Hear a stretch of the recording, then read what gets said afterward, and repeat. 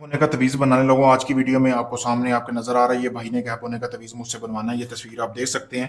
तो गैप होने का तवीज़ बनाने का तरीका बताने लोगों, जैसा कि आपको सामने ये तवीज़ नजर आ रहा है, इस तवीज़ को आपने बना लेना है। बनाना जो शख्स गैप होना चाहता है उसकी तस्वीर के ऊपर बनाना है। हुद एक परिंदा है, उसको पकड़ लेना, उसका जो सर का ताज है वो उतार लेना। आपने ध्यान रखना है वो परिंदा मरे ना।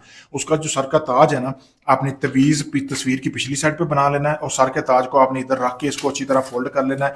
और 7 रोज तक आपने इसको एक ऐसी जगह पे दफन करना है जहाँ पे सूरज या चांद वगैरह की रोशनी ना जाती हो। और 7 रोज तक वहां पे आपने एक बकरी लेनी है, बकरी का आपने रोजाना दूध डालते जाना है, ठीक है। उस जगह पे थोड़ा सा 1 पाव रोजाना दूध लेना है, वो डालते जाना है।